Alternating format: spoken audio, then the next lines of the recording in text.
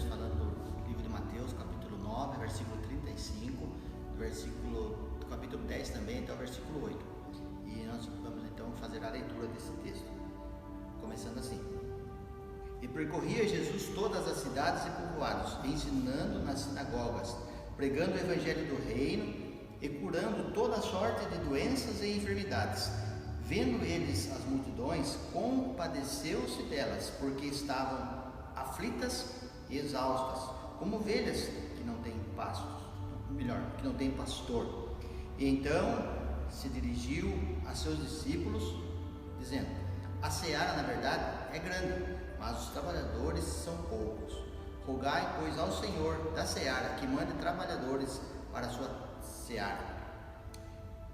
Tendo chamado os seus 12 discípulos, deu-lhes Jesus autoridade sobre espíritos imundos para os expelir e para curar toda sorte de doenças e enfermidades. Ora, os nomes dos 12 apóstolos são estes: primeiro Simão, por sobrenome Pedro, André, seu irmão, Tiago, filho de Zebedeu, e João, seu irmão, Filipe e Bartolomeu, Tomé e Mateus, o publicano, Tiago, filho de Alfeu, e Tadeu, Simão, o zelote, e Judas Iscariotes, que foi quem o traiu. A estes 12 enviou Jesus, dando-lhes as seguintes instruções: não tomeis rumos aos gentios, nem entreis em cidade de samaritanos, mas de preferência procurai as ovelhas perdidas da casa de Israel. E à medida que seguirdes, pregai que está próximo o reino dos céus. Curai enfermos, ressuscitai mortos, purificai leprosos, expeli demônios, de graça recebestes, de graça dai.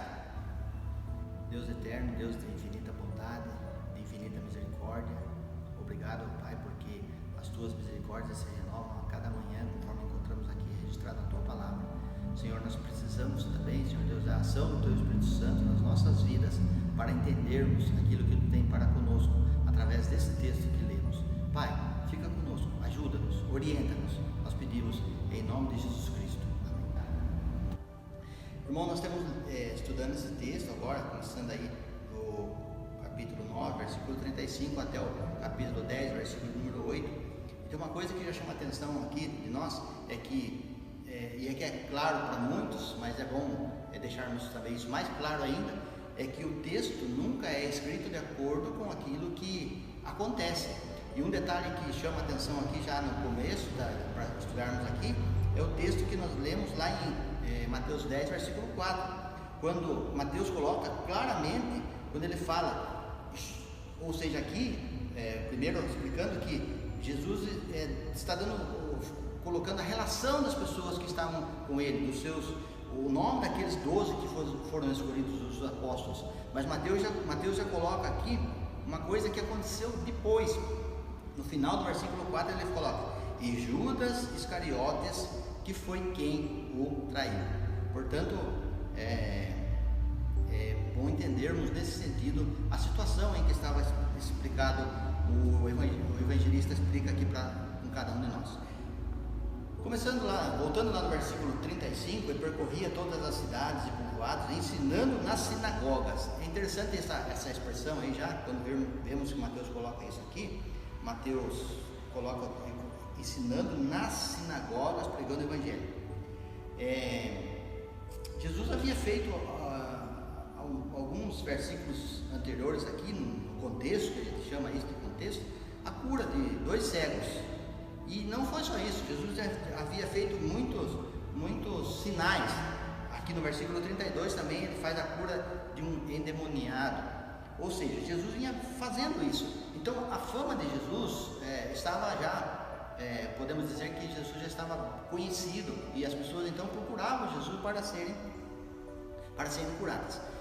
E quando vemos Mateus escrevendo aqui, se formos analisar todo o contexto, todo o livro de Mateus, começando desde o início, e formos ver também outros evangelhos, não só de Mateus, mas mais especificamente aqui quando estamos falando de Mateus, nós podemos ver que na conjuntura da época, o que estava sendo falado e mencionado aqui por Mateus é que as pessoas parece que estavam sofrendo algo, que isso impressionantemente falando, não acaba. Já acontecia desde a época antes de Jesus, ou seja, lá no Velho Testamento, no período intertestamentário, que é o período onde não teve nem o Velho Testamento, nem o Novo Testamento, e mesmo depois que Jesus morreu, mesmo depois que Jesus ressuscitou, isso não acaba, e até os dias de hoje ainda nós temos essa situação.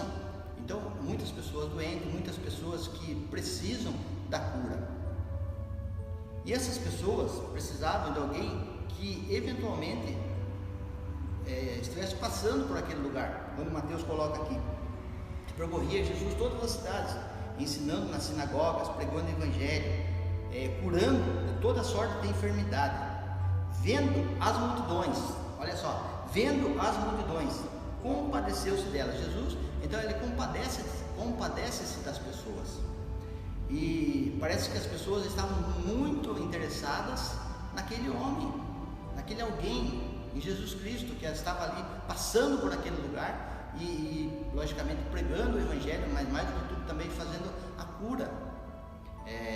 E segundo nós podemos ver aqui na expressão de Mateus e também no estudo de alguns teólogos, se as pessoas não estavam doentes fisicamente, vamos pensar aqui no exemplo, não eram cegas, não eram aleijadas, mas elas estavam sofrendo, elas tinham como se fosse alguém que estivesse sido pisadas, alguém que estivesse sendo maltratadas.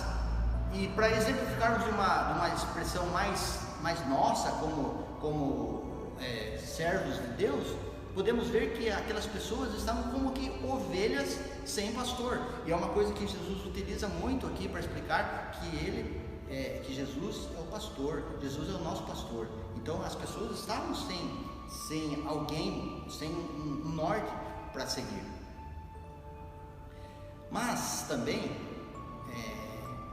parece que o próprio Jesus compara que o povo estava aflito, angustiado, e Jesus coloca isso numa expressão mais rural, vamos pensar assim, que a colheita estava pronta, a seara estava pronta. E é interessante nós vermos aqui, irmãos, quando nós formos ver todo esse texto aqui, quando Jesus fala no versículo 37, para deixar mais claro para vocês, para a gente entender, ele se dirigiu aos seus discípulos e disse: a seara, na verdade, é grande, mas os trabalhadores são poucos. E aí nós podemos pensar assim, mas não tinha, como eu disse há alguns instantes atrás, um povo que estava sem pastor, e não tinha alguém que pregasse o evangelho lá? Sim, nós vamos ver que tinha sim, porque Jesus está falando aonde? Ele percorria todas as cidades e povoados, ensinando nas sinagogas. Se estava ensinando nas sinagogas, era muito fácil para aqueles que já estavam ali aprendendo, ou que já tinham uma noção do evangelho, que já tinham uma noção do Velho Testamento, ensinar, aprender e falar que Jesus seria aquele que estaria para livrar todo o povo. Então existiam sacerdotes, e havia sacerdotes com abundância, não eram poucos não, e as multidões não seguiam, não iam até os sacerdotes. Mas por quê? Por que será? Porque na verdade o que nós podemos entender é que eles estavam precisando de algo especial. E hoje nós podemos ver no versículo 38 aqui: rogai, pois, ao Senhor da seara que mande trabalhadores para a sua seara. Essa é a igreja, essa é a realidade dos dias de hoje, e essa é a verdadeira existência da igreja nos dias de hoje. É interessante nós vermos então que, na verdade, haviam os sacerdotes, e nós precisamos entender nos dias de hoje e vermos que nós somos os seguidores de Jesus, os atuais apóstolos que ele nos manda. Mas uma coisa que nós podemos, que nos chama a atenção também aqui nesse texto, que nós podemos aprender com a palavra de Deus,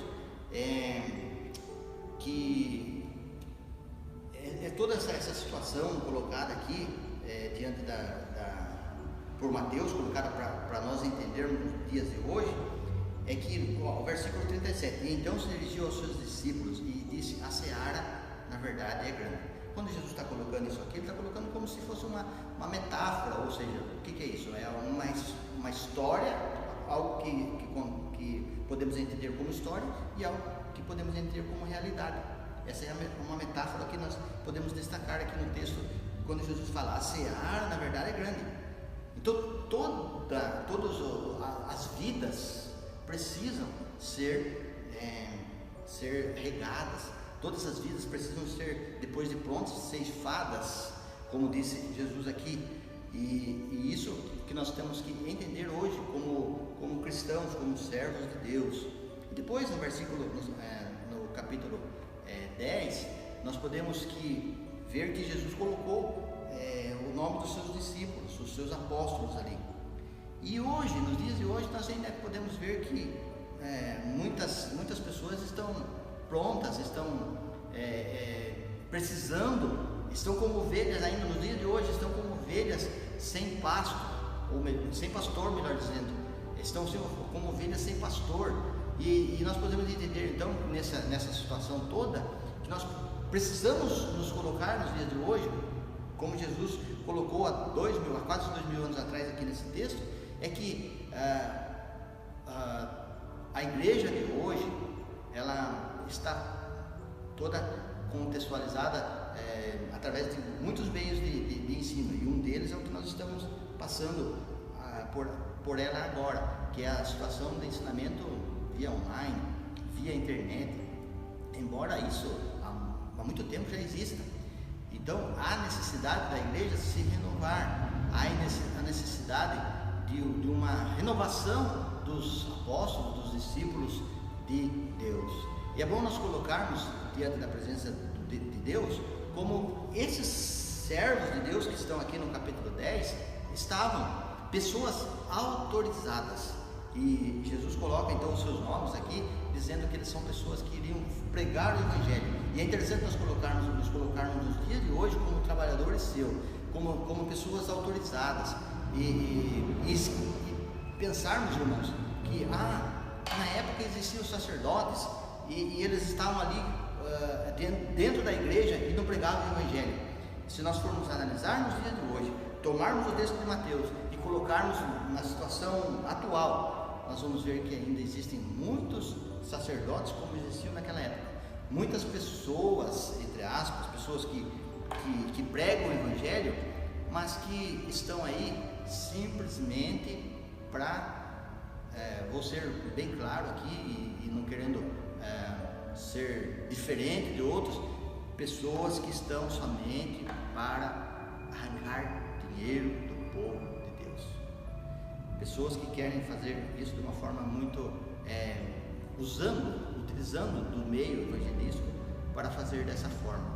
Ou seja, os abusos dos profetas ou dos sacerdotes de hoje ainda acontecem, e a seara continua grande, e nós precisamos entender que precisamos fazer a diferença, precisamos ser pessoas diferentes diante da presença do Deus eterno, e sermos pessoas que, conforme Mateus colocou aqui, versículo 7, à medida que vocês seguirem essas pessoas, pregai que está próximo o reino dos céus, curai enfermos, ressuscitai mortos, purificai leprosos, expelir demônios, de graça recebestes, de graça dais.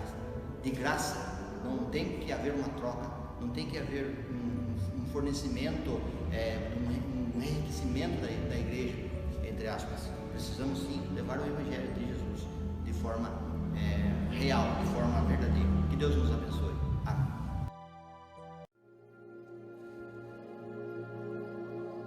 Isto é o meu corpo, que por vós é dado.